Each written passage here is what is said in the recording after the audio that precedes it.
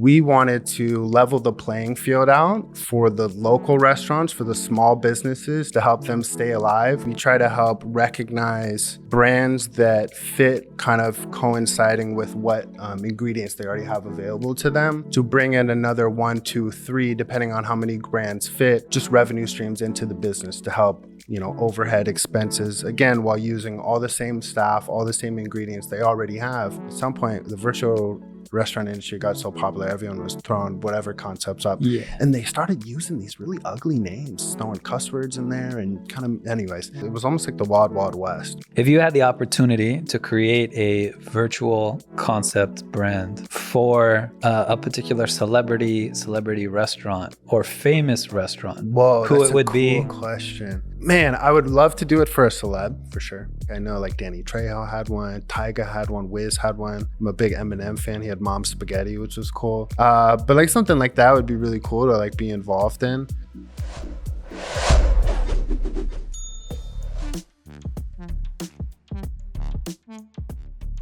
Hello, everyone, and welcome back to episode 7 of the SaaS Cafe, where we interview restaurant owners and industry experts on the issues surrounding the industry, the solutions that they found that work, and what technology has helped them along the way. Today, I have the pleasure of being joined by a Mr. Conor Fergus.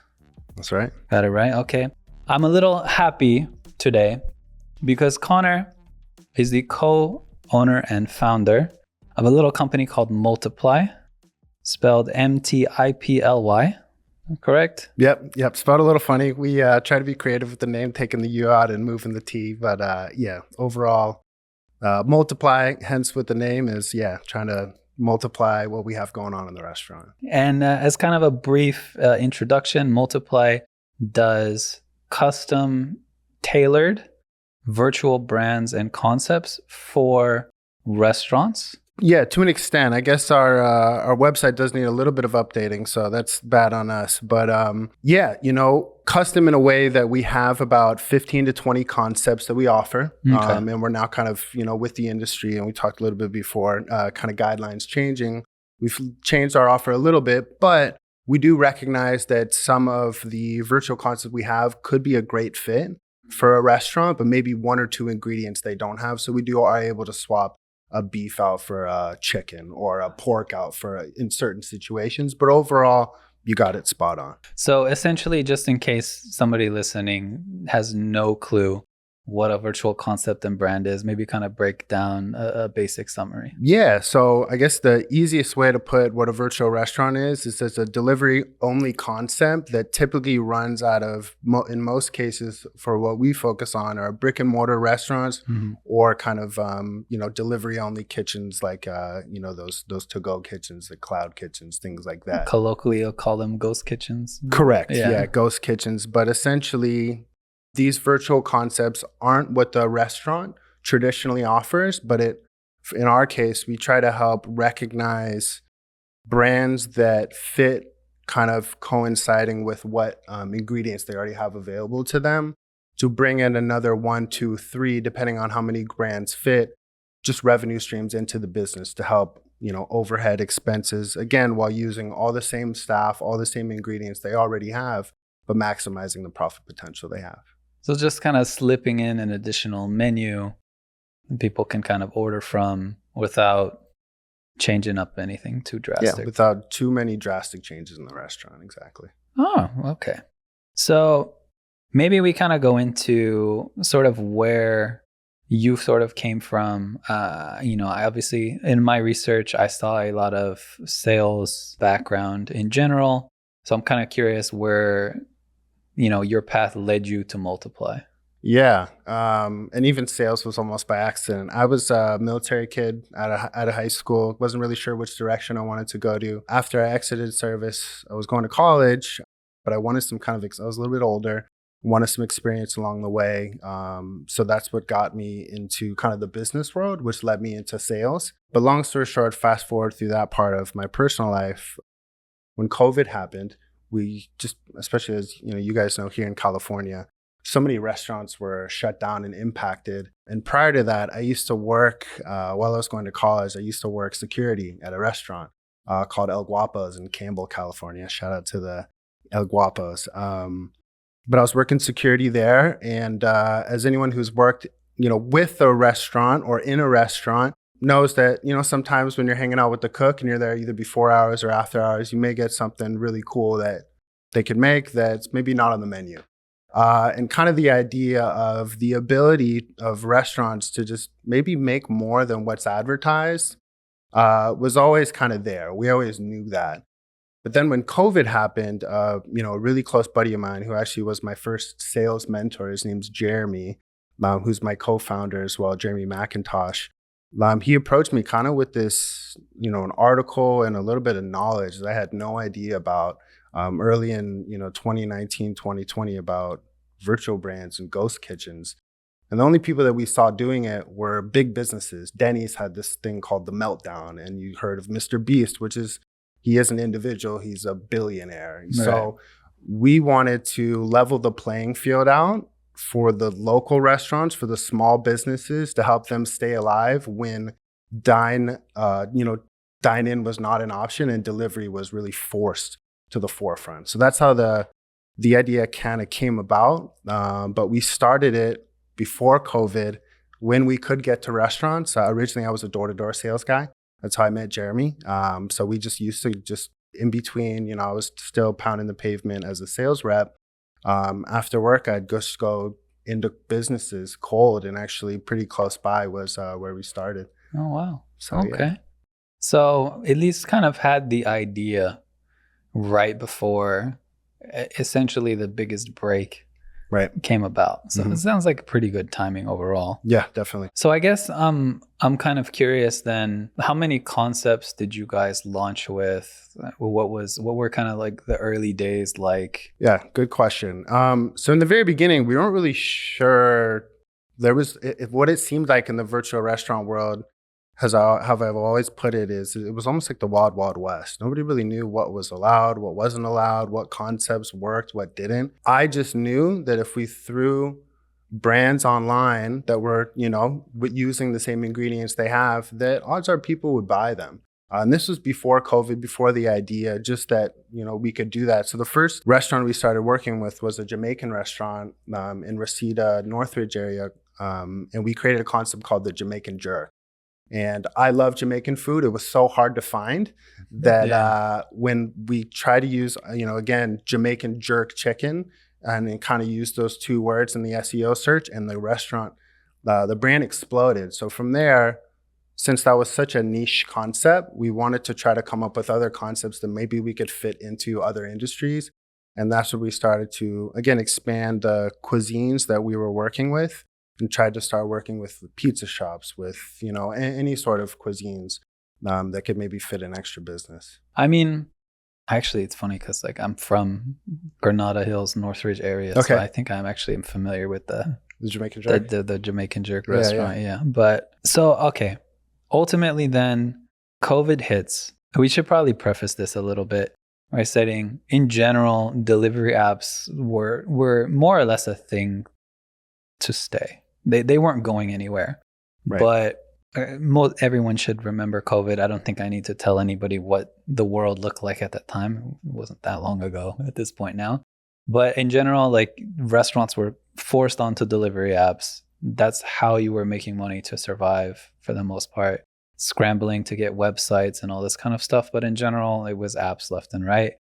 And we started to see, I think it was in general, the Mr. Beast burger, and then like a couple of the celebrity branded ones that kind of garnered all the attention. Yeah, they got some cool ones out there. Yeah. And then more or less then we started to see this proliferate across the industry as a whole. Companies popping up like MTIPLY'd, doing a bunch of different concepts. Tons, and starting to sell them to people. And we also saw a lot of just independent restaurants sort of taking note of what's happening and making their own concepts, for better or worse. We'll get into that in general. But so now you guys have essentially tested a little bit. You have a few restaurants starting to work with you guys. You're expanding a little bit. I guess I'm more curious now. Like, we're in the heart of COVID. Restaurants are starting to get on apps. They're more open to the idea of using a concept or another brand for extra revenue streams. Assuming, let's say you find a restaurant, they have the space, the capacity for a brand. Maybe you have a concept that's a good fit for them. Well, what sort of metrics are you looking at for success? It's a good question. Well, obviously the DSPs, the delivery platforms, they have their own guidelines themselves that we have to meet.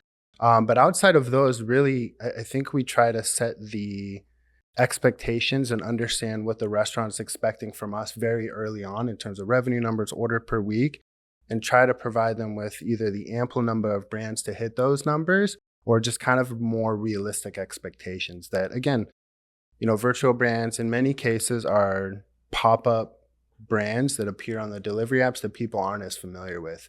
As we grow into a Mr. Beast burger, maybe with some of our concepts, that's where we can start to have a little bit more guarantees. But we do know what to expect for certain categories with certain brands online. So I think really metrics that we're looking for is opportunity or slow times that maybe some of our brands can help fulfill those needs. For example, there was a restaurant that we're, kind of, and I'm not going to talk about them because we're not fully done yet, but we've been going back and forth on what concepts would work.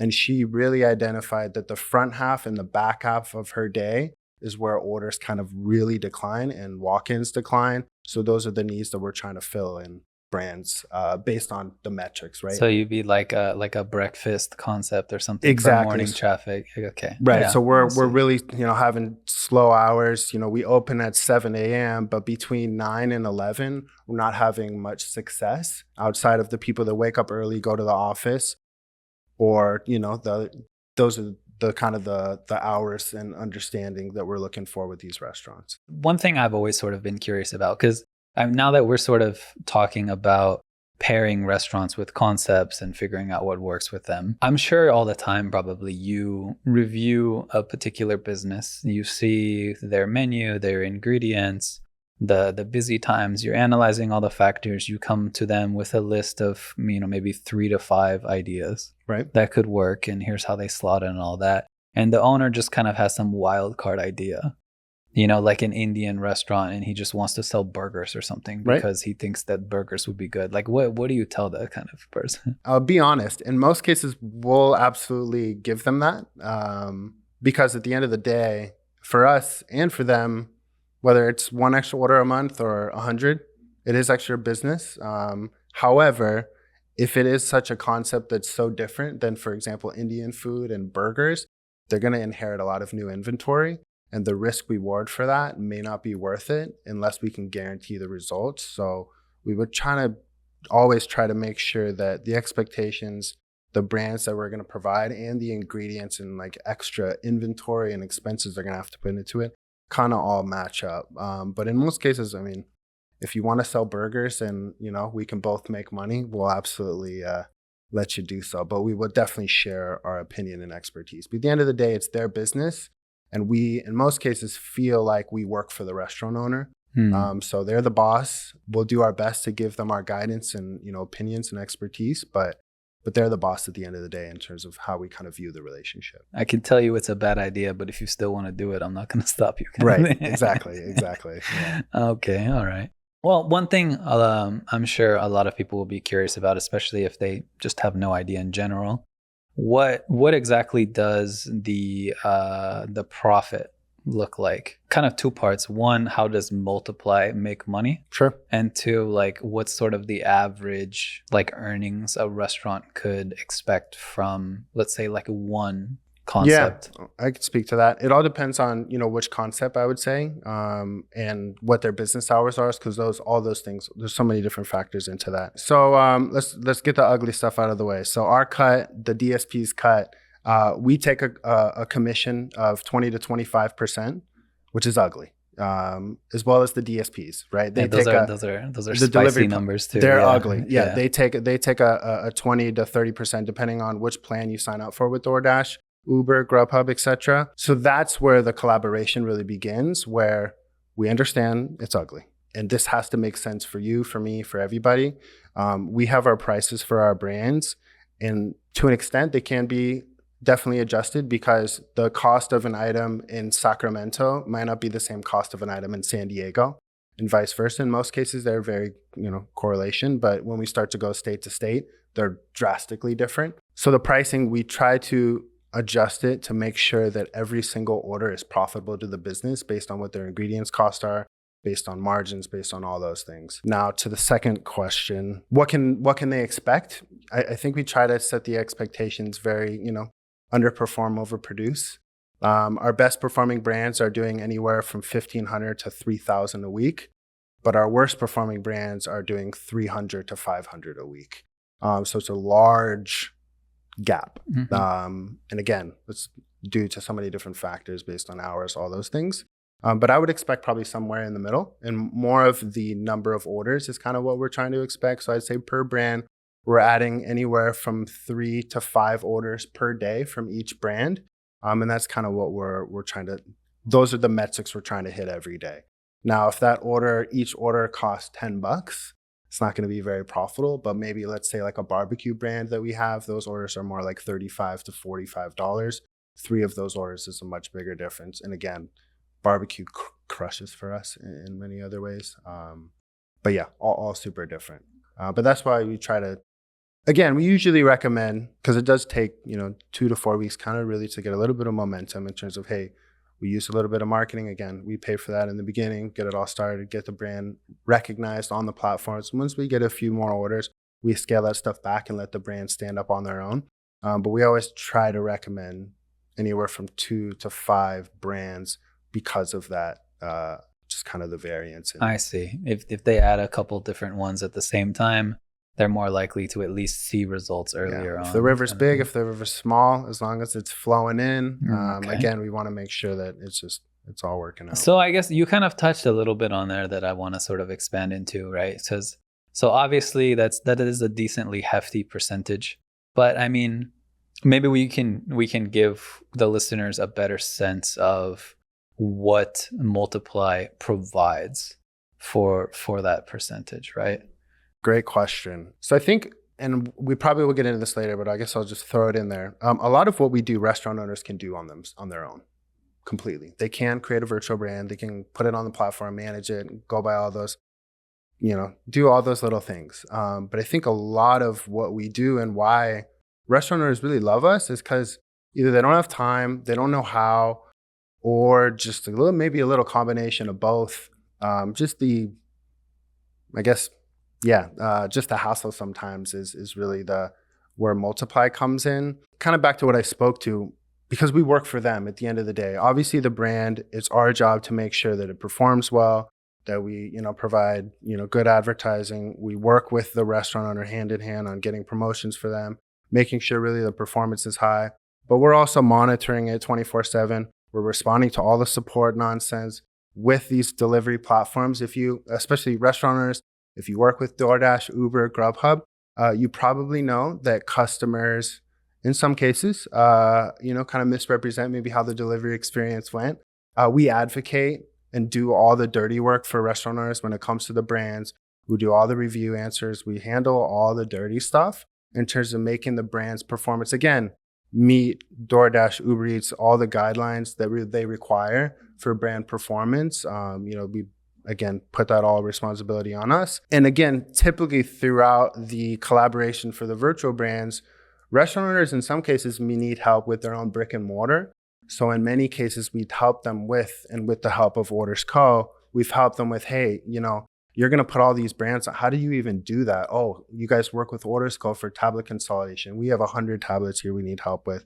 Things like that, menu management. We're able to just help restaurants navigate overall the delivery experience. So not just Multiply virtual brands, that's what we sell, but what we offer, I think, is the service to just really be a kind of a hand-in-hand partner with the restaurant owner just to make sure they succeed. For example, again, totally off topic, and I'm not going to name drop the person, but I have a restaurant owner that had an issue with their payment from a certain delivery platform. And again, we're not bad-mouthing anybody here.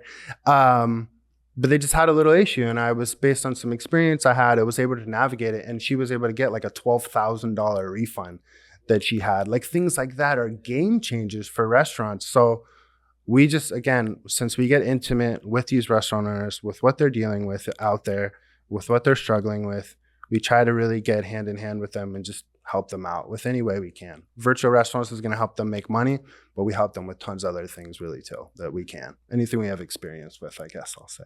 Yeah. I mean, when I wrote that question, I was thinking more along the lines of like, not just here's the complete menu. I guess we can kind of go into this a little bit too, but I was contemplating more along the lines of like a lot of restaurants struggle with not just managing their menus, but building their menus, having proper photos, professional grade stuff, all that sort of things. But yeah, the service side of it was something that I hadn't even thought about. Yeah, that stuff too. And again, and this is something I learned from a guy at Uber, and I forget his name, but he was awesome he was one of the higher ups in the marketing department. He just talked about, again, the different customer mindset in going to like dine in at a restaurant and sit down and look at a menu, and going to a delivery platform and just being able to order really quick. How to set your menu up is just so much different, right? Appetizers, people aren't really, they're here for what you're known for. So maybe those should be at the top, things like that. The structure of the menus are very different. Stuff like that. Yeah. So, absolutely. I definitely understand. I guess I want to pit stop because we talked about, you mentioned like technology and stuff, and I want to go into a little bit of that because that's obviously like an important thing for a business like MTIPLY, and a few other topics. But I want to pit stop before we get too far away really quick on kind of what goes into building a concept. Oh, good question. In terms of not just how do you build the menus, sourcing of ingredients, I guess determining profitability, anything you have on that kind of stuff is something I've always been curious about. Yeah. I will say I'm probably not the expert scientist on all this stuff, but we did a lot of testing in terms of like looking at, what industries, what cuisines, what customers typically like to order, like for example, breakfast sandwiches versus breakfast bagels versus breakfast burritos, how those all kind of compare against each other and what markets work best. I think a lot of the research we tried to do in the beginning was just based on what we like, which is a super small scope and maybe not what we should have done. But we tried to make in our menus in the beginning based on what we like to order, and just based on kind of friends and family, what their feedback was, in terms of online ordering habits, what they like to get. For example, like I definitely would never order certain cuisine types or foods just because it doesn't travel well, things like that. So those are all kind of factors that we consider, but again, also cost, how easy it is to get the ingredients. If the sauces are too complicated, it's not going to be easy to just squeeze that into a restaurant. So I think to summarize and answer the question, easy to source ingredients, easy to make menus, not too complicated, complex items themselves, and stuff that traveled well, I guess were some of the key metrics that we tried to factor in. Do you guys talk about packaging? Really, they just camp their own, okay, because that'll obviously kind of ruin the whole thing. But we haven't got there yet. We do, again, future us. We'd like it to be where once a brand, and we have some that I think are going to get there, once we have our brands expanded, and we're going to be going out of state this year, and pretty much going anywhere now. We've been limited to California, but now that we're going to be really going anywhere, once our brands start to get a little bit more recognized on their own, we like almost to even head away from the delivery platforms, have them stand on their own, and then start to use branding, packaging, things like that. But I think in our experience, just the investment isn't worth it quite yet. Okay. I guess I'm just kind of curious then how... Because they already have the packaging, right? In most cases. In most cases, they have something. But I mean, even then, like there's restaurants, I'm not going to call anybody out. There's restaurants committing delivery atrocity all over the city every day. Absolutely. With deep fried, whatever you want it to be, in a completely sealed like plastic container. And it's got to go like 30 minutes to get to you. Like that's going to be the soggiest thing you've seen in your life by the time you open the package. Yeah. Oh, that's what you meant. I'm sorry. Yeah, so we definitely have recommendations. And again, in most cases, those come with the menus we provide is, this is what we recommend in terms of packaging. What do you have? Again, a lot of that stuff comes from the beginning collaboration. Hey, this is what we recommend in terms of packaging this. These are maybe some other options that might work. But I think in most cases, if we get through the qualification process, they have all the check marks that we need. I see. So we usually, and we're quick. Like if you're a Chevy's, for example, some huge brand, or not to call it Chevy's, but like if you're a huge brand and you only have branded packaging, that's just a disqualifier. We can't work with you. Yeah. So things like that. It's like, there's certain make or break that makes sense. So I mean, at least all of these things are part of the process and considered. Yeah. So which is a nice thing to hear, especially. But I guess how did barbecue end up being? So I will say this brand we want to expand most. But Meat and Heat Barbecue. It's just a simple barbecue brand, but really it came from my previous job. I was traveling a ton. I was traveling sales rep, and like 50% travel ended up being like 75. But I was going to Texas a ton, and I was eating tons of barbecue. And when I come back home, it was nowhere. So that's where kind of the brand idea came from. Super simple. So I just tried to come up with the simplest menu. We got 2 ghost kitchen locations to launch it, and it went extremely well. So we're, again, really hard concept to get people to do. I was gonna say, like, what meats are you have on that? We have pork ribs, we have beef brisket, we have barbecue chicken and hot links. Well, the chicken hot links I can see pretty easily, but the brisket, some stuff can be really tough. But the sides and stuff, you do the sides right, you do good mac and cheese, you do good collard greens, you do good baked beans. See that, yeah. People could live with a subpar brisket if it's got like some good sides. Some really good sides. I could see that working, yeah. Plus, I mean, I guess it makes sense too, even like in LA specifically, like we only really have like a handful of good barbecue places you can go to. And I mean, I don't feel like driving 45 minutes to get it. So, and sometimes, just because you want barbecue and you're maybe not really sure what's out there, I'll take a risk with this place. And when we provide a good product, we got your customer for life right there. That is true. Was the barbecue the first concept Jamaican ever? Jerk was the first concept. Jamaican Jerk was the first concept ever. After that, we did a pizza concept, and we did a Salvadorian concept, because I love pupusas. And again, in the beginning, it was just me and Jeremy trying to figure out what we like. Picking what you like to eat. Just feel like, we should make one of these concepts.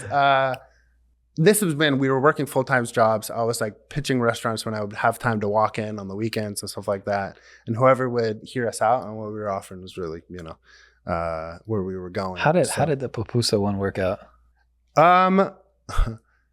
So the restaurant we were working with, they were offering, it was interesting. They had a Salvadorian concept, they had a Mexican concept, and I think they had also some sort of like kebab concept. So they had a lot going on. We helped refine that, and tried to highlight a piece of their menu that was really limited in pupusas. I think they only had 1 or 2. We were able to convince them to completely open up a whole nother different types of pupusas, all these different. So we collabed on that, and the brand did really well. Because I feel like almost every Hispanic restaurant, Mexican restaurant in the greater Los Angeles area, especially SoCal, could very easily offer pupusas, ingredient-wise. I guess it's just whether they want to or not.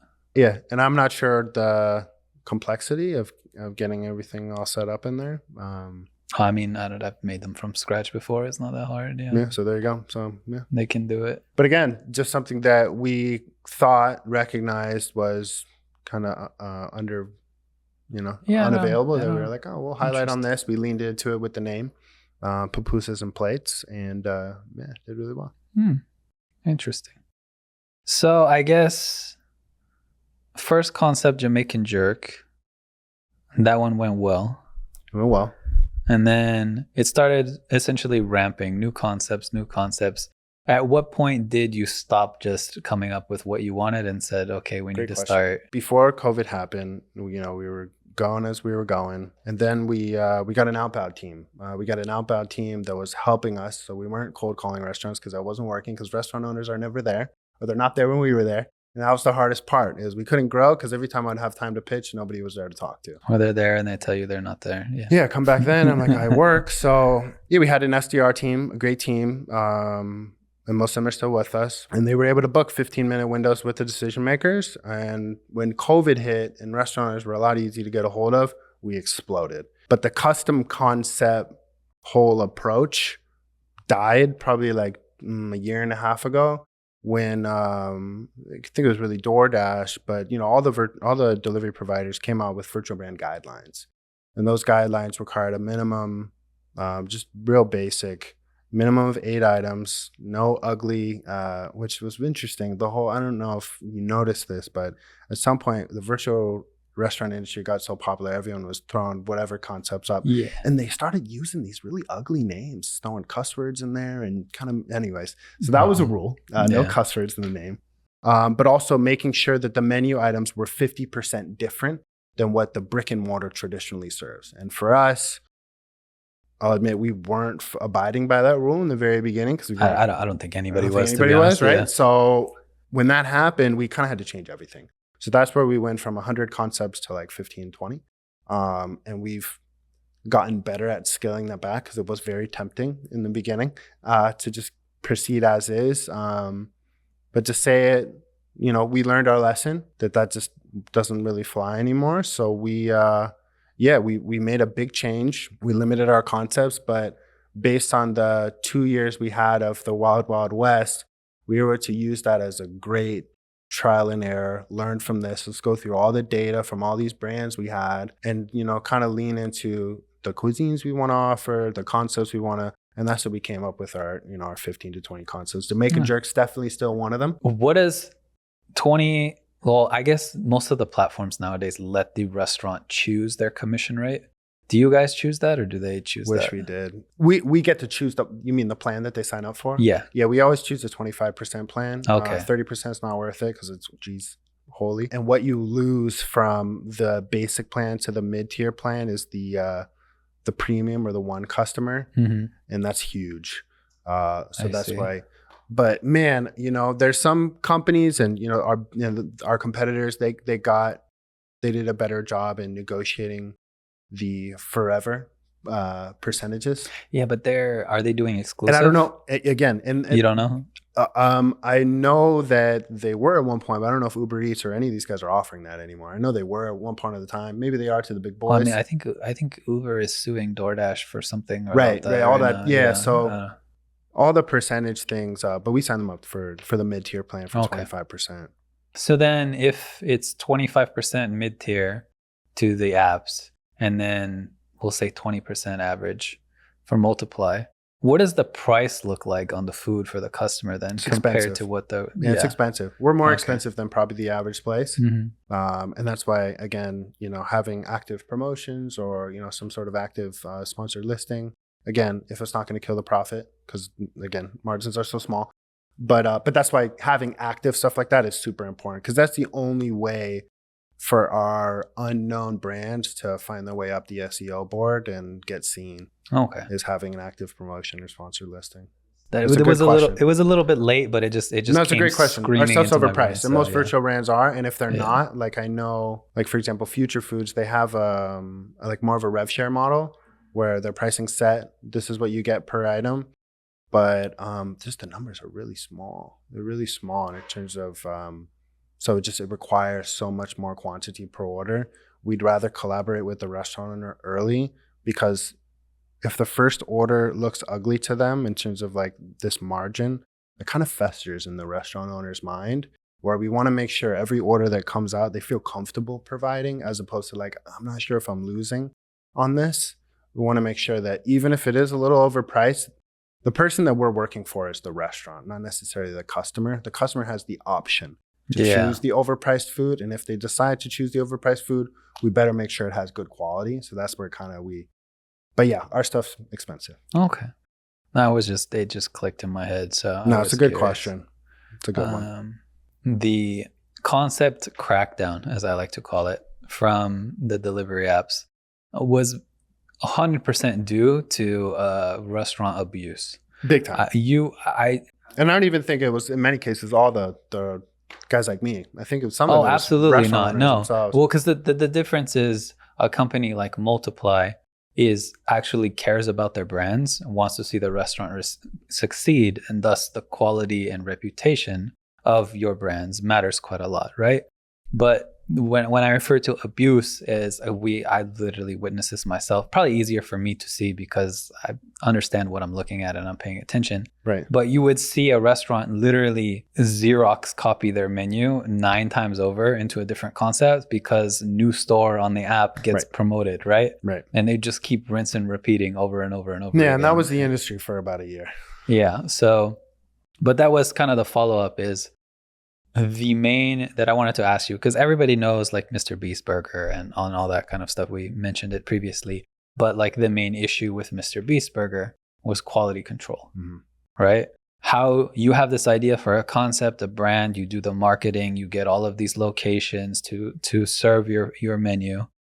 How do you make sure that they're doing it properly? It's a really good question. There's only so much we could see, which stinks, because I can't be everywhere at all the time, right? And seeing all the orders. However, we pay very, very close attention to all the reviews and all the feedback from the brands. And if there is something ugly, we always try to get with the restaurant owner immediately to not to say correct it, but give them advice on how to make this item better, maybe something that they're having a problem with, and in some cases maybe remove the concept of the location altogether. Oh, so you are willing to cut them out. Absolutely. If it's bad. Yeah, mainly due to the fact that, you know, us as a company to DoorDash or Uber or Grubhub, we're viewed as a whole. So when one concept is underperforming, it kind of affects everything we have going on. So we're not willing to jeopardize the relationship we have so far.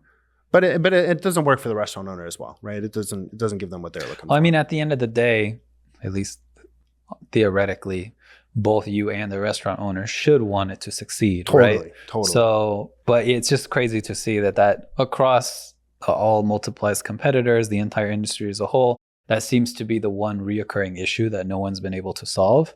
Is obviously you want as many restaurants as you can selling your menus and you're having your concepts, but there always seems to be some weeds in the grass. For sure. But I think it's also, you know, not everyone's going to be a 5-star, a 5 out of 5 stars on the platforms. But we just try to do our best to collaborate with them, to see what works. But a lot of, again, the beginning stuff and the performance of the brand, we can tell in most cases early on if this is going to be a profitable relationship based on everything that happens in the beginning, the collaboration, the questions, all of that stuff. We can, in most cases, tell a restaurant owner that really wants this to work and one that's just like, I just want some money. And then I guess also too, like I've always been kind of curious, how intimate is the review process of a restaurant that approaches MTIPLY?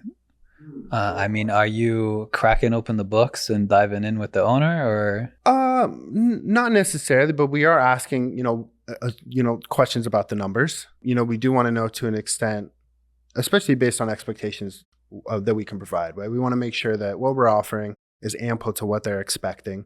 Because we are a small business, we are, still learning and growing and trying to improve our concepts. But yeah, I think, just collaboration and, setting the right expectations is really how we do a good job there. So if they're doing like $20K a month and they're asking for concepts to do $50K, like we're probably not your guy. Yeah, we're probably not your guy. As much as we want to be. And maybe, maybe you can call me in a year. I understand. All right. In light of the bad actors that we touched on that caused the concept crackdown, do you guys implement limitations on number of concepts a restaurant can implement? Again, all case by case basis, but usually, I think more than like 4 or 5 concepts is probably a little good. Yeah. I guess it's like if they can handle it, then sure. But yeah, and hours, right? Like how many hours are you open in a day? How big is your space? Things like that. Okay. Well, it's just interesting. Okay. So then I guess now we can kind of move on a little bit to the technology side of things. So you have a restaurant, they have 3-4 different concepts that they're operating currently. What kind of tech stack do you recommend that they use? This is all because for people who don't know, right? Like for each of those concepts, you have all the delivery apps. Each of those delivery apps have their own tablet. It can get kind of ridiculous pretty quickly. So what kind of technology comes with, a MTIPLY partnership? Yeah. So I guess right off the bat is tablet consolidation and a printer that goes with that. And what I mean by tablet consolidation, all the delivery platforms you're talking about, Uber Eats, DoorDash, Grubhub, etc.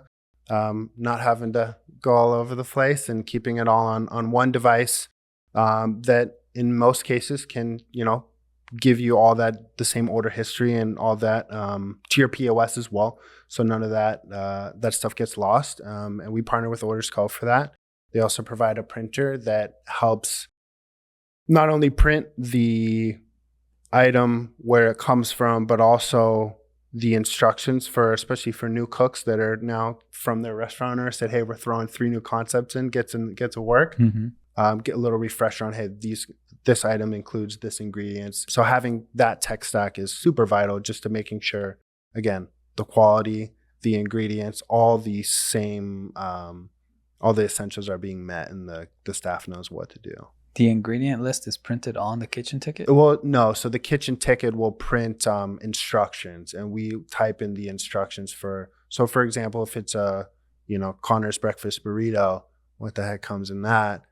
It'll print out. I didn't actually know eggs, bread. Yeah. yeah. Shout out to Orders Cafe. Yeah, I think kitchen instructions huge, but also what comes with that too, and why if they don't have their own system for this problem, why we recommend adding the brick and mortar into the setup is the menu sync portion, where because in most cases, right, restaurateurs once they set up DoorDash and Uber, and they don't even, in most cases, know how to get back into it or change the menu. Orders Co. does a great job in having what I think is called menu sync, where it's just kind of a master menu. If certain item is unavailable or you make a change, it affects all the delivery platforms all at once.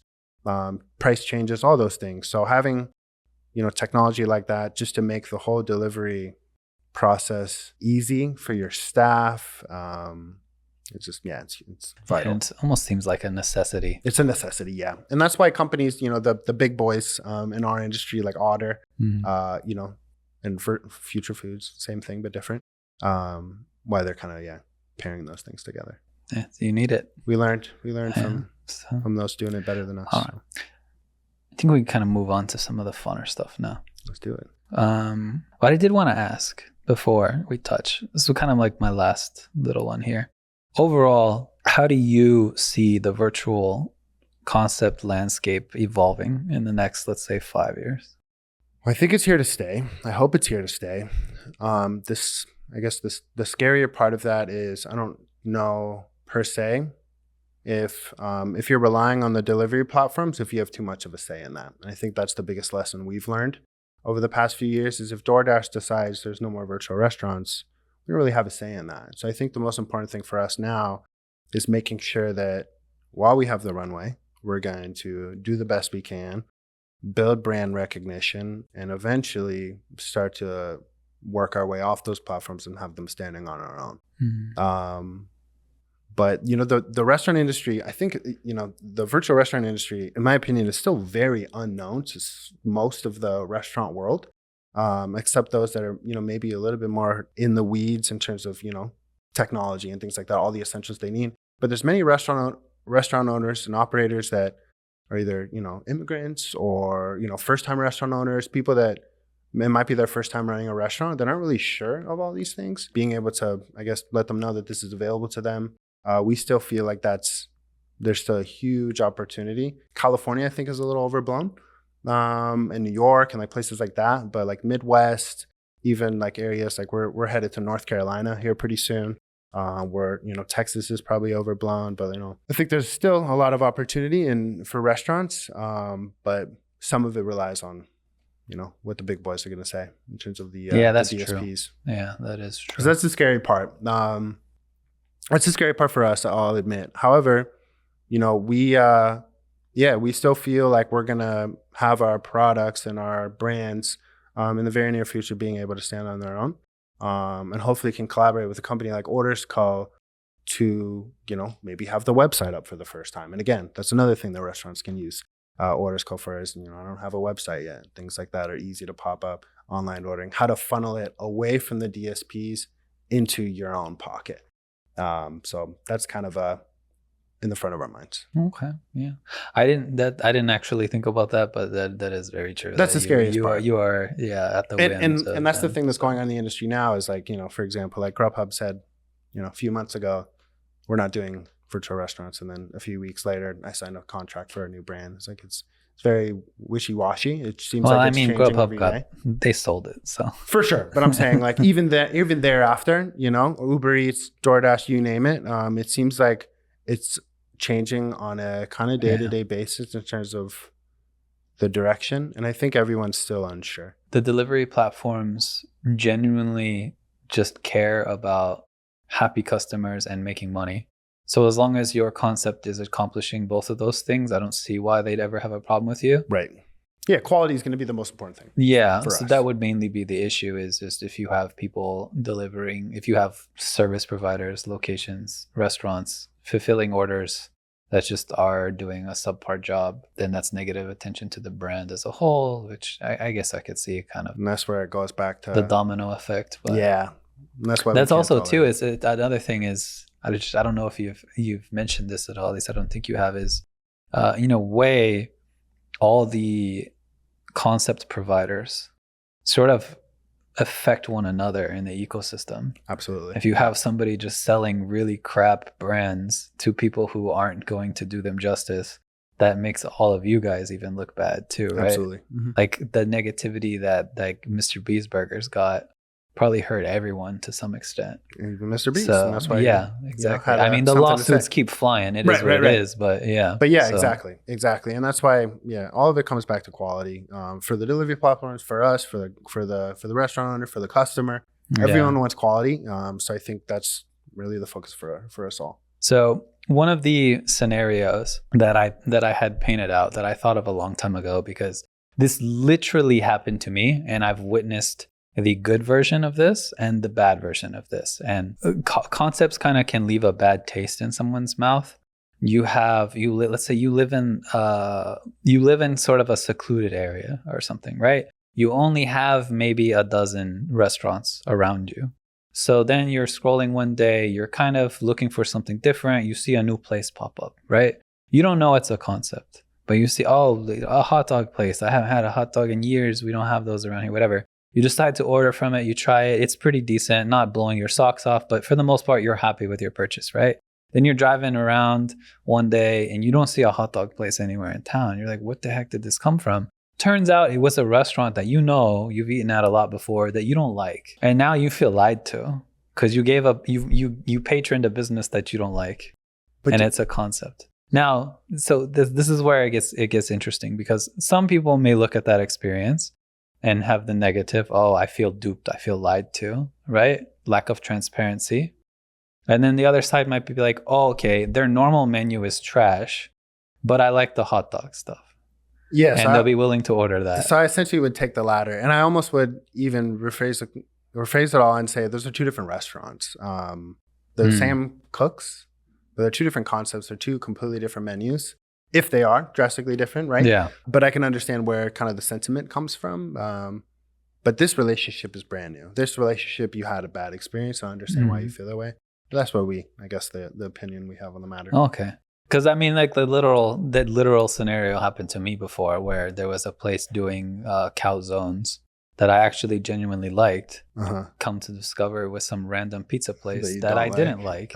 Maybe they do a good calzone. I'm just sitting there thinking, well, if this is their pizza that I don't like rolled up into a calzone, somehow it just tastes better. Like it just my head kind of exploded in that moment, and I don't know. I felt lied to. They could have a great multiply coach telling them how to make great brands. This is true. That could be it as well. But I just figure same dough, same sauce, same everything. Why? I don't know. And again, maybe that goes to the kind of the customer mindset of like, preconceived notion, bad experience, how important that is. But yeah, it's interesting. It's definitely interesting. So I don't know. All right. Some of the different stuff, some more fun stuff here a little bit.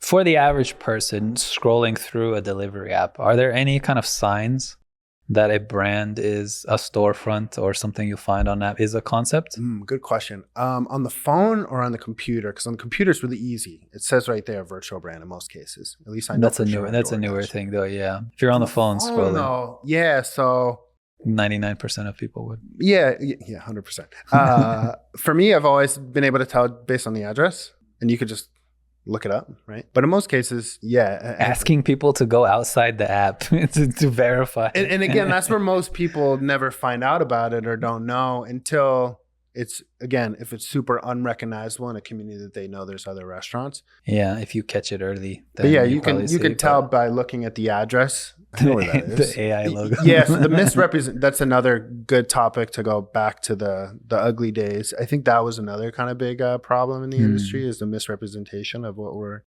So that's what we try to, use the delivery platforms when you sign up. In most cases, they offer a free photo shoot. So we try to get a first look experience before anybody gets sold anything. If we can convince the restaurant owner to invest that in the beginning to do a free photo shoot, we can see what the product looks like, and that's what we're expecting them to provide moving forward. So that's where we try to make sure because I was going to say, on a platform like Uber that offers that to everyone who signs up, then it's perfectly fine. Your photos look like the rest of the platform, because that's something that Uber spends a lot of money. They want like a universal customer experience when you're browsing through menus. But a platform like DoorDash, who only recently, I think, started offering that in general. And I don't think it's free for the restaurants. I could be mistaken. It's free. Well, yeah, it's been free. It's been free for us in our experience. I think the company they use is called Ocus, OCUS. But yeah, we've had a great experience working with the Grubhub and DoorDash and Uber Eats free photography. I guess I always felt like when you look through like a brick and mortar menu on a delivery app versus a virtual concepts menu on a delivery app, there you can feel the difference between the two. It's funny you say that, but I also would say in some cases, I think what you're alluding to is like the over like too perfect photos, professionally done, versus like more like, well, it's like every single menu item is positioned the exact same way at the exact same angle with the exact same lighting. Yeah. And everything looks immaculate. And the structure of the menu looks super professional. Right. Whereas the one restaurant, it's like they have their drinks first and there's no photo for the Coke. Yeah. And then you scroll down and then it's the popular items. Like it's, yeah. Yeah.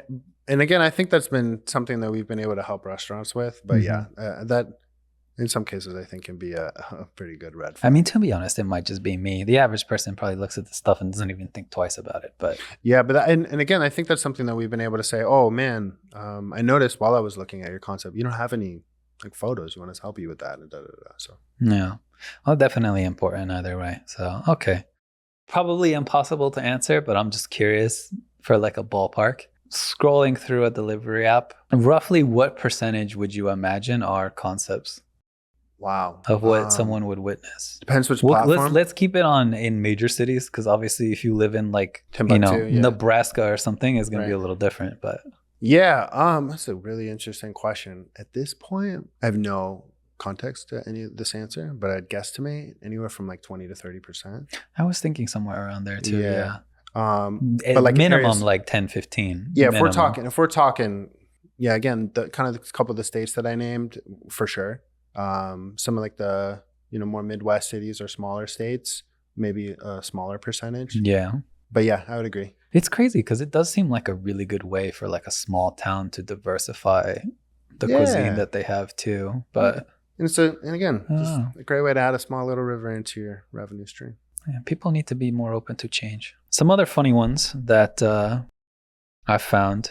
This one was kind of like a little bit of a Hail Mary, but because I wasn't going to ask this, but because of how MTIPLY'd started, sort of Wild West cowboy boot attitude you guys had to the approach of it all. I'm assuming that this scenario probably went through your mind, but if you had the opportunity to create a virtual concept brand for a particular celebrity restaurant or famous restaurant, had you put any thought to who it would be? Question.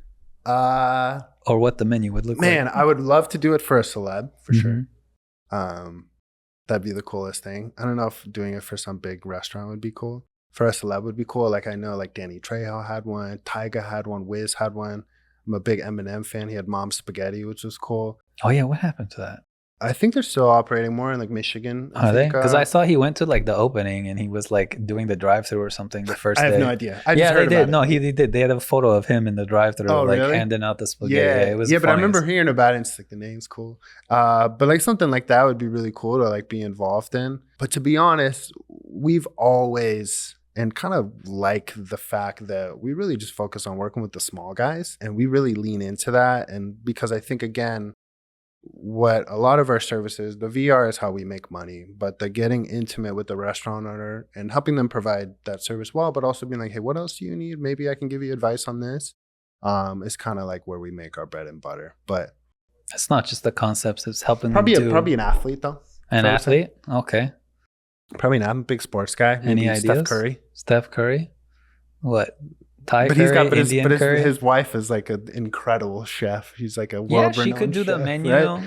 It could be like I 8 could different collab- kinds of curry. Collab and with rice or Aisha, something. like yeah. like his daughter, like Riley's Tots. You or something. absolutely Yeah, could do something it. with the daughter. That'd be sick. That Yeah. actually could work.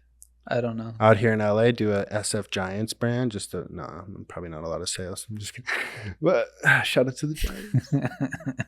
Yeah, I don't know. You don't want to get into football or baseball with me. That's okay. We'll save that for after the show. Yeah. Probably more so to the early days, but I guess I'm curious, what's the most unique or unconventional concept that you guys have created or witnessed? Banh mi's were super popular. I mean, still are, right? Sandwiches, banh mi's in general. And I love banh mi sandwiches. And we're working with a lot of, Vietnamese restaurants.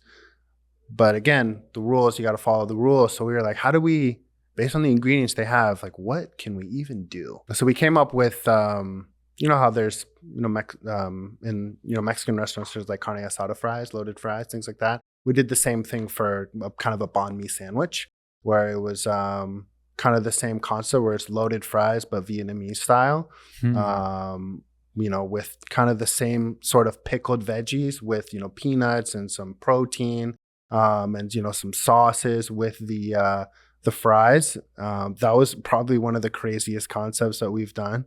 It wasn't the best, wasn't the worst. I'm just trying to picture what that would look like. Yeah. But yeah, that's probably the craziest concept we've had thus far. Banh mi loaded fries. Yeah, I would say Vietnamese and certain concepts are really hard to do what we do while keeping them in the same ingredients. So yeah, that's what's been really tough. But yeah, banh mi Vietnamese style fries. Yeah, it's gonna have to make an AI generated image of that at some point. Yeah, we today. did a photo shoot. Yeah. We got some. Yeah, to each his own. Do you think there's a general misconception that the average person has about virtual concepts? Absolutely. Well, I would say for customers, for consumers, for people that just use DoorDash, I would say from everything I've seen online, people just think kind of like you had alluded to in the example earlier, where it's just a misrepresentation and it's cheating the customer per se. How I'd like to view it is, again, if you've run a restaurant or about how hard it is, the small the margins are, it's so hard for restaurants to survive and make money. So them finding a unique way to sell something that uses all their same ingredients in most cases and just provides another revenue stream, I mean, it's hard to bash that just from a small business perspective. Yeah. But I think that's kind of the misconception, is that it's just it's still the Wild Wild West. It's just copy paste menus, where the actual idea is, again, using some of the stuff they have. But like, I have a Korean restaurant selling Japanese food right now, or like things like that. A little bit different, not like full Japanese, send. But for example, like sushi and kimbaps are very similar, right? They're I love so things like that, right? Where we can use the skill set or the similarities and add 1 or 2 or 3 ingredients in and kind of capitalize on that. I think kimbap is slept on for sure. Slept on. As somebody who grew up with all Korean friends in high school, kimbap is slept on. The best sushi, $6 you'll spend in your life. Sushi gets to the forefront. Kimbap gets slept behind. Oh, it's so good. I was gonna say though, it's just to kind of follow up on your misconception thing. Like, there's tons of examples this is, at least in my mind, one of if not the personal opinion, best uses of virtual concepts that I've witnessed thus far to this day is Doghouse. They have 3 or 4 now, and it's the badass breakfast burritos is hands down still to this day my favorite breakfast burrito that I've ever had. Nice. And they've started adding the certain concept items to the main menu that were very popular, which another option I think maybe some restaurants could look into doing if they have something that's popular. And more or less to sort of combat the deception point that I made earlier, is if you're relatively open that, hey, this is us too, right? You're not hiding that from people. Yeah. Then I think that kind of helps bridge the gap for those people that might be a little standoffish. And right? that's perfect especially for someone like that who kind of took it on themselves to create their own brand, or like Denny's and the Meltdown, is like capitalize on maybe a certain part of your menu and expand it and make like a whole new brand that maybe people could fall in love with. Yeah. So yeah. They're very good. They're and this is from somebody that's like not even the biggest Doghouse fan in general. Yeah. You guys, your food is good for what it is. I'm not, there's no shade, right? Yeah. The Doghouse is huge. They're everywhere. Clearly they're doing something good. Yeah. But the badass breakfast burritos is fire. That's awesome. Are there any funny or unexpected stories you can share from working with some of the restaurants you have worked with? A funny story. Or any like random memories that pop out? I mean, I wouldn't say like anything particular sticks out. You know, there's certain, I would say like big accomplishments per se that we've helped people with. Like I was saying earlier, helping a restaurant owner uncover some funds, or, you know, a lot of it will go back to the struggles that some unfamiliar restaurant owners have had with getting onto the platform, dealing with the platform, getting something fixed with a platform. We've had a lot of aha moments throughout that, or just kind of big milestones, but funny things working with a restaurant owner. Okay, I got one. I'm not going to name the person at all, but there was this, we were working with a restaurant owner. We still work with them, and they're an awesome partner. And there's probably won't watch this, but shout out if you do. Yeah, so we noticed that we were having a little, certain hours of the day, they started going offline. And this was before orders call. So we were still kind of operating on tablets. And we noticed kind of around the same time, every day, the restaurant go offline. I let our team, the customer success team, hey, reach out, let's see what's going on. And it was always an issue. We could never really get it. No, he or she would never answer. And long story short, I ended up having to come down to the area where they were at, and I'm visiting a couple of restaurants. And I came in to the restaurant, and the door was locked, but it was open during business hours. So, I was kind of shaking the door, calling the restaurant. I have an idea. And you may even know where this is. But yeah, long story short, the restaurant owner was taking a nap in the back. I was asleep. And all the orders and the tablets and everything was going offline. I think mainly just because it might have been literally a single operator, super small kitchen. And there maybe it was just a big lull during the day, but we were having orders missed left and right. And it was happening every day. Long story short, that day I was able to eventually get in, and we sorted it out. And we found maybe a little bit better schedule where, if you need to take a nap and you got some downtime, let's maybe adjust the hours to do so. But finding out napping on the job was it was a funny experience. Yeah, that's actually pretty good. Shout out to anybody who doesn't know, if you miss multiple orders on most of the platforms, they will close your store. So yeah don't accidentally do that. Then I have 2 kind of things we can kind of wind it up here in the home stretch. General advice or wisdom that you'd offer restaurant operators who have maybe thought about virtual brands but are a little hesitant. So say if you're hesitant, come to us for expertise, and we can give you tons of coaching and advice. The biggest advice I would say is embrace change. It's not going to be drastic, right? And it's not going to be overnight in terms of it being perfect, because again, there's a lot of people involved, your staff, your team, us, but just embrace change, be open to the idea, and really focus on alignment throughout the whole process, not only with us or with your provider, or if you're doing it yourself, but everybody on the entire team has to be aware, because the first time that you, let's say, send an order out that was done right, that everybody did their job, but the last person who bagged it accidentally bagged it in the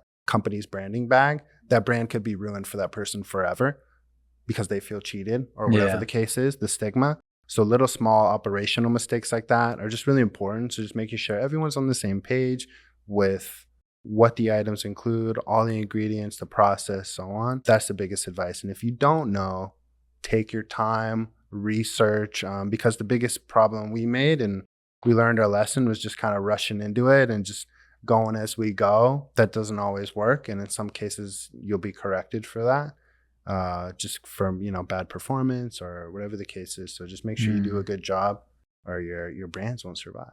Oh, nice. And then this is kind of the final question that I asked to all of our restaurant guests, but I think it could be even an interesting thing to ask you. Looking back on your time with Multiply from the early days to where you are now, and even looking to the future, what's one thing you feel like you guys have done exceptionally well? And what's one thing you will admit you could have done better? Ooh, great question.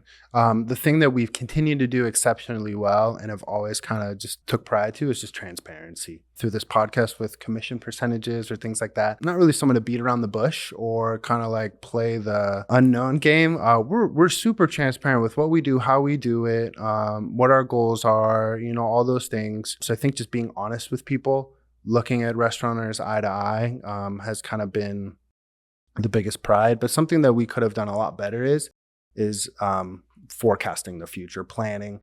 And even now, I think in the beginning, we kind of just threw stuff at the wall and looked at what stuck, spray and pray kind of method, but that doesn't work anymore.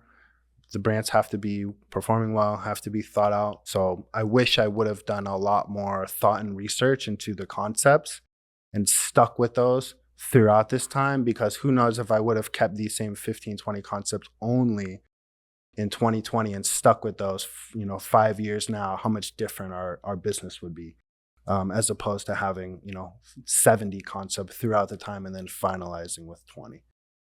So wish I would have wrote out a little bit more forecasted business plan, but we've always been, I'm a door-to-door guy at heart. So we've just kind of let it rip kind of mentality, as sales guys do and sports people. So don't have any regrets, but definitely wish I would have taken a little bit more time to do my research. Well, you live and you learn, unfortunately. Yeah. And as they say, stumble forward. It's better. Yeah, it's better to do something at all than try to calculate for every pitfall you may come Biggest across. thing I'm happy I did is take the risk though, because I thought about the idea for a long time about being an entrepreneur. Always wanted to work for myself and I guess kind of take life in my own hands, I guess, per se, and see what I can do on my own as opposed to helping, and again, to each his own, but I wanted to see what I could do with my business partner, and I'm glad I eventually took a chance. Oh, fantastic. All right. Well, I think that about does it for us today. So thank you, Conor, for joining us here. So as far as Multiply, if you want, maybe plug a little bit. Where can people find you guys? More info, maybe call for a demo. Yeah, so you can book a meeting, with myself directly at www.mtiply.co. I know Multiply is spelled super funny. You can reach out to me there. You can reach out to me directly. My name is spelled CONOR at multiply.co. But we have, Instagram, all the social handles. Again, just make sure you spell it right and it'll be easy to find. That's the best way to reach us. And if you're a restaurant owner out there, you need help with, increasing food delivery or navigating the space and working with a type of consolidation partner, we'd be happy to help you navigate that. So fantastic. So, all right, everybody at home, it wraps it up. Hope you appreciate. This has been episode 7 of the SaaS Cafe. Be sure to like, subscribe, follow us on all the platforms available anywhere and everywhere you can imagine for anybody who doesn't know, although you're probably already listening to this on your preferred platform. So maybe this is a redundancy. But I said it, it's too late. We're moving on. Appreciate you all. Thank you for listening. Hope you have a good one. Bye-bye.